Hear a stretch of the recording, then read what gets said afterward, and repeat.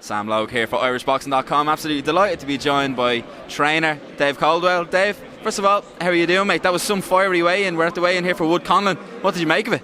Great atmosphere, you know, and this is just a little glimpse of what it's going to be like tomorrow night. You know, in the arena, 9,000 fans, you can have a few thousand Irish there, the rest is going to be Nottingham. It's going to be crazy. It's going to be a really good atmosphere, and it's going to be loud. It's going to be great. I cannot wait, man. Wait, you guys see the Irish coming over in their droves now. It's going to be mad. Back in the day when I was with Haymaker, we did a show at the Ulster Hall. It's one of the best atmospheres and it's not the biggest of venues, but one of the best atmospheres I've ever experienced. I love the Irish fans. I was working for commentary for Conlan's last fight at Falls Park. Yeah, I remember you were there. The rain was teeming it down. It was horrible, but the fans were unbelievable. Irish fans are brilliant, so I'm looking forward to and it's banter as well. They're good with the banter as well. So, and then because the boxing fans, the boxing people, if their man gets beat, they're all, you know, it's all well done, blah blah blah, and what it is. It's just nice. It's great banter. I'm looking forward to it tomorrow night. As am I. I get you to talk to me a little bit about the fight. Leigh Wood, Michael Conlan. How do you see it going? Who do you give the advantage to going into the fight?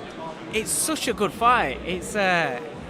Do you know what it is? It's not one of those fights where, well, either this is going to happen or that's going to happen. You know, like people are saying, oh, boxer versus puncher. No, because too simple, both, isn't it? Yeah, because both fighters can do so much more. So people look at Conlan and think he's just a good boxer, but the guy's tough and he's spiteful as well, and he hits harder than what you think, and he can have it on the inside. You know, he's vicious on the inside. He's very spiteful. So he's not just the amateur boxer that people remember him of and give him the credit for. Yeah. He's got a lot more dimension to him. You know, he can box southpaw, he can box orthodox, and he's got a very good ring IQ. Leigh Wood, he's not just a puncher. You know, he can box. He's different just because he's not as, you know, he doesn't do as much in his boxing sense. He can box, and he's got a very good IQ. But he's got the extra power, I think. I do think he's got the extra power, and I do think that because Leigh's come through fights like this before. He got beat by Gavin McDonald, but that was a very, you know, hot atmosphere, 50-50, a lot of pressure on. You know, he had the Commonwealth title fights. He's come through the tournament with MTK, the Golden Contract. Yeah. That was a big thing. And then being thrust in as a massive underdog against Kanzu. He's got a lot more pro experience, whereas Michael's fights have all been like picked for him to develop and for him to, we expect him to win. It's how good is he going to look. So I think this is Michael's first real like 50-50 battle, so to speak. Now he's the kind of character that'll lift up to it, and he'll, you know, that's what he is. He's got an elite mentality. So I don't doubt that, but I just think the experience and maybe not trying to do too much too soon might suit Leigh Wood. And I think the heavy hands of Leigh Wood, as Michael tends to show a trait of tiring down the stretch, the last quarter of a fight, he always seems to get not tired, but where he gets a little bit more ragged, he gets hit with more shots. Yeah. Fights that he's winning comfortably and looking great early does, gets a little bit, you know, starts taking a little bit more shots as it goes on. I think the weight of the punches of Leigh's might have an effect on that, and I think that might be the difference in the fight. Okay. But listen, it's one of those fights where I could see it going either way. What kind of plan does each fighter have to put in place, do you think, to be able to win the fight? It's not just as straightforward as that. I think you have to be able to adapt mid-fight in this, because both fighters can go orthodox and southpaw at any time. Yeah. You know, like I've said, Michael can box he can fight on the inside. He could, if he wanted to, he could get on your chest and start looking to do damage to Leigh's body. Leigh's got to be able to cope with that, because Leigh, in the past, Leigh hasn't shown that he's very good on the inside.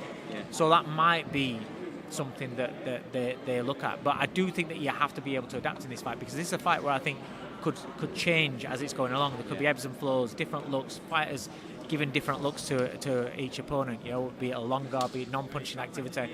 There's a lot that could go off in this fight. And I'll ask you for your pick on the fight before I ask you about the other Irish guys on the card. Who do you think nicks it? Seems like you think it's going to be close anyway. I think it's close, but I've managed Leigh Wood for the last 3 years, so I'm going to lean towards Leigh. Of course, but yeah. if I was just looking at it as a neutral, I would. I would perhaps make Leigh a slight favourite, just because I think the heavy-handedness might be the difference. Yeah. Okay, fair enough. So I'm just going to move on and ask you a couple of things about the undercard. I think Gary Culley against Miguel Vasquez is a real sleeper on this card.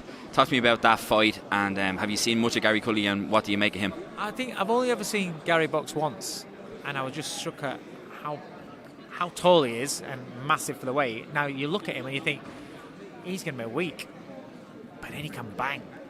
He can sleep. He can sleep people, and that's very rare in modern boxing. You get stoppages and things like that, but this kid looks like he's got that kind of power that'll just lay you clean out. And the levers on him for this weight, being able to make this weight, gives him a huge advantage. Vasquez is very experienced. He's come over here, and we all thought he beat Louis Ritson. Well, he did. We didn't think, but he did. But the physical advantages that Cullen's got with that, but it's one thing having the longer reach and being hard to get at. But if you can walk through that if you can walk through their power, and you can get past that, you can gamble, take shots on the way in to land your shots to close that distance. But when somebody can really, really punch, so every time they're hitting you at this range, you can't really step in because you're getting hurt every time. That gives them a massive advantage, and I think that's where Cullen's advantage is. And I think this is a great fight, a great win, and a great breakout fight for him to take. So it shows you the confidence that his team's got in him, but also the confidence he's got in himself, and thinking what this win can do for me going beyond. So I would lean towards Cullen. Yeah, class. Kevin Agyarko is being Matchroom seems to be putting the hype train behind him, really trying to build him, push him out there. But he can do it in the ring as well. He is quality from what we've seen so far. What do you make of Kevin, and what do you make of this fight with I keep forgetting his name. Is it Carlos? I keep forgetting his name. It's horrific that I keep forgetting his name. He's from Mexico. What do you make of him? Listen, I like Kevin. I think he's got. He looks like he's got the all-round package. You know what I mean? He like you say, he speaks well. He looks well. He's a fan favourite, and he can fight. He can really fight. So I'm excited. I'm excited to see his development at this stage. I look at these fighters coming through and just think about it's the development. I know promoters get carried away and things like that, but I like them to be developed and allowed to take the right steps at the right time, because when they step up to that next level, the higher level, then sometimes they can be a little bit rushed because they look so great at the lower level where they're just gathering, they're learning about themselves as a fighter. And sometimes when they are good, they have got great potential, they can look too good where people want to rush them too quick, and then they just get found out on that. Fast, but he's an outstanding prospect, and it was one that I know that Matchroom were really excited about getting hold of, and you can tell because of the promotion they're giving him. So he's somebody that, like I said, I expect him to look $1 million tomorrow night, but I'm more interested in seeing the momentum gather and little things that he's adding to his game take shape over the next year, 18 months with him. Yeah. So lastly on the card is the big fella from Dublin, Thomas Carty. Do you know much about Thomas, and what do you did you see his last fight on the undercard? Was Dylan White's undercard? No, I've not seen him. I've not seen him box before, so I can't really give a fair opinion on it. Fair enough. It'd be interesting to get your opinion afterwards on what you think of Thomas. Big heavyweight coming through. Something we've probably been missing in Dublin and in Ireland, a heavyweight to kind of get behind. It is an interesting one, isn't it? Like, as a heavyweight, you kind of have that advantage straight away going into the pros. People want to see heavyweights, don't they? Because there's always drama with heavyweights. But yeah, there's I can't think of like recently any heavyweight prospects. Noel Kennedy maybe is the most recent one. Yeah, maybe so. But yeah, it's something that doesn't, because there's a mass production line of fighters coming out of Ireland, but not heavyweights. So it's an interesting one. Looking forward to it. Quick word on your man Jordan Gill, who had I don't even have the words to describe what you pulled off. Was it last week or the week before? A couple of weeks ago now. Just your thoughts on an amazing one-punch knockout after being DDT'd and hurt badly. And listen, outstanding, absolutely outstanding. And Jordan's a kid that whatever I ask him to do, he does in the gym, in sparring. Whatever drills we're doing, whatever we're practicing, he will do. Whatever I need to in sparring session, he will do. And then that paid off on fight night, because we needed to adjust and we needed to implement something that we do work on in the gym